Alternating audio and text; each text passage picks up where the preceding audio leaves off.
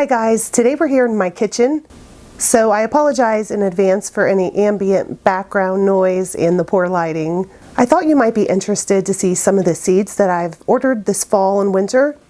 The first seeds we're going to take a look at is from a company called Delectation. I'm not sure if I pronounced that right, but anyway, Delectation of tomatoes. If there's any tomato varieties that you've been looking for a long time and you're having a hard time finding them, this is the place to look for them. And I will put a link to each of the seed companies that I've ordered seeds from today down in the description below. This company offers approximately 2,000 varieties of tomato seeds to choose from. Some of the seeds are a little bit old, and as you can see, this one was, I believe, packed on 9/12/2013. I believe somewhere on the website it said he does do germination testing, and there's no reason that seeds from 2013 shouldn't grow. All of them are not going to grow, of course, but I only need 1 or 2 plants of each variety to grow, and then I can save my own seeds after the plants grow up and produce fruit. On the website, I believe about half of the seeds are ready to go. You just add it to your cart and you can purchase them. The other half of the seeds, he has a big list, and you have to email him, I believe, to let him know which ones you want off of that list. It's not the easiest website to navigate, but if you are really looking for a particular variety and you cannot find it anywhere else, this website is a really good place to check. Tatiana's Tomato Base is another good one, and I don't have any seeds from her that I'm going to show you today, but I'll also put a link to that website in the description. And the first one we're going to take a look at here is Ferris Wheel. This is a very old tomato variety from the 1890s. It's a big red tomato. I've never grown it before, but I'm excited to grow it. The next one I have is Lithium Sunset. It's a orange red bicolor, and I've never grown this one before either. I just really thought the name was cool, so that's why I ordered this variety. Next is Supernova. Again, I just like the name of this one, so I ordered it. I'm always sucked in by a name. Next we have Summer Cider Apricots and Depth's Pink Firefly. This tomato here is the reason that I ordered from this company. I grew this variety several years ago, and I've been looking for more seeds. I haven't been able to find them, but I did find them on his website. This one is Pleated Carnelian. I just thought this tomato looked really cool. It's huge, it's deeply ribbed, and it's a really darkish reddish brown color. Next is Red Barn. This is just a big red tomato. And we also have this one, which I think is an ox heart, and I really can't pronounce that. I believe that's probably a Russian tomato. And it's a newer one. The seeds for this one was saved in 2017. They all have dates on them: 2016, 2017, 2013. So with these older ones, I'll plant all of the seeds, and I'm sure a lot of them are going to come up. 2012, 2017, 2015, 2013. The next seeds we're going to look at are from Pine Tree Gardens. This is one of my favorite seed companies. They have lots of vegetables, lots of flowers, and lots of herbs, and really, really good prices. The only complaint that I have is some of the flowers, specifically pansies and a couple other things, they offer a very, very low seed count, as in maybe 10 seeds or so. Who wants to grow 10 pansies or 10 violas? They're teeny tiny flowers. It really just doesn't make any sense to me that they have such a low seed count in each packet.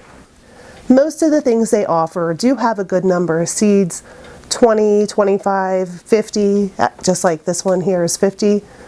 So if you do order from them, just be sure to read the seed count in the description so you know what you're getting. The first thing we're going to look at here is soloist cabbage. This is a Chinese cabbage that matures in 49 days. I have a really short window of spring where I live. Basically, it's winter, and then we get this nice cool spring weather, but it doesn't last very long before it gets really hot. So I'm going to put more effort into growing cool weather crops that are fast maturing.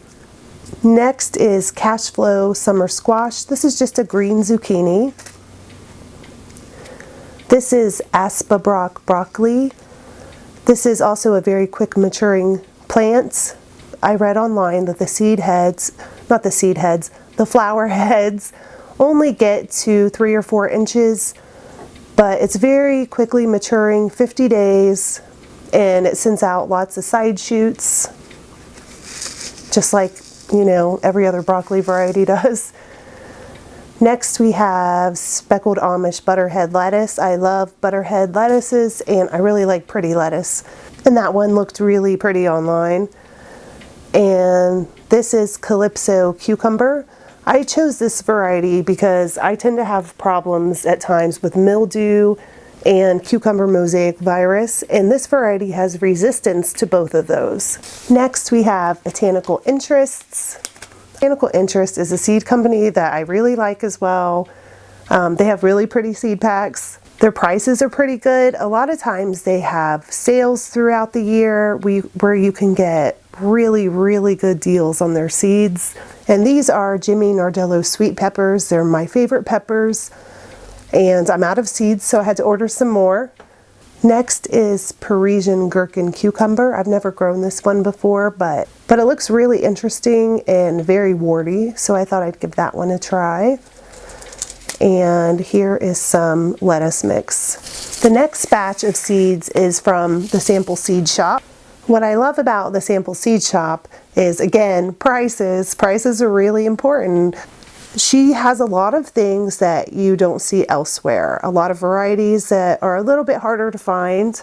The first thing we have here is, whatever that tomato is. This is a dwarf variety, and I believe it's an indeterminate dwarf. So the plant just gets, I don't know, 3-4 foot tall.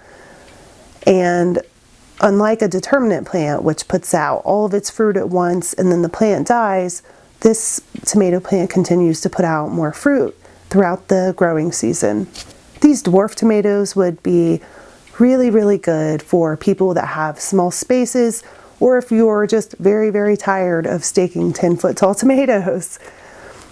The next one is dwarf confetti. This is also a dwarf tomato. Of course, it says dwarf confetti. I got this one for free, and I'm probably going to grow both of these in containers on my deck. Next is ping tongue long eggplant. I've never grown this one, but I know a lot of you probably have. I see it a lot in gardening videos and people talking about it on gardening forums. I know it's a really popular one. Next we have flamingo pole bean. And like the name insinuates, this is a pink potted pole bean. No, I'm not sure if the pods are pink at the green bean stage or later at the dry bean stage, but we'll find out. And the last one is red eye fall bean. The variety is called red eye, and it is a fall bean, also known as October bean. So I'm not 100% clear on what makes a fall/October bean different from other beans, but from what I have read, they have the pod itself is smooth like a greasy bean, but they're stringless, which I believe most greasy beans have strings.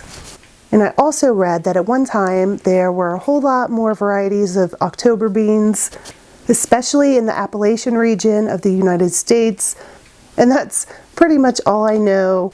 But if anybody understands the difference between fall beans and other beans, let me know. This is a variety that can be picked as a green bean. I'm not sure if maybe they're not ready until the fall. I don't think that's the case, but like I said, let me know if you know anything about them. And the last pack of seeds we're going to have a look at today is Charleston Gray watermelon, and I ordered this pack of seeds from Migardener. I also ordered some other seeds, but I'm not going to show them to you today. They're mostly just radishes and beets and things like that, so I can grow some microgreens. This is a variety that's been popular for a long time. I've seen this variety at the store in seed packets, but I've never grown it. This photo right here is not a Charleston Gray watermelon. This watermelon is all stripy, and a Charleston Gray watermelon looks a lot like this one, like an Alibaba watermelon. It's got the green rind with some darker green speckles, and it pretty much should look like this. I was a little concerned when I got this seed pack that maybe it was some sort of seed mix-up, but it's not. I took the seeds out of the pack. I looked up online what Charleston Gray is supposed to look like, and the seeds inside of this pack are exactly what they should be. And most of you have probably ordered seeds from Migardener before, but if you didn't already know, the seeds are only 99 cents. Every single pack of seeds is only 99 cents. You can't really go wrong with that. He's got a lot of varieties that are the more common varieties, which is fine, you know, especially for $1. You can check out the website. I'll put a link below to that one as well, along with the rest of the seed companies that you saw seeds from here today. The next video I make is going to be flower seeds that I've ordered this fall and winter. Thank you guys for watching, and I'll talk to you next time. Bye.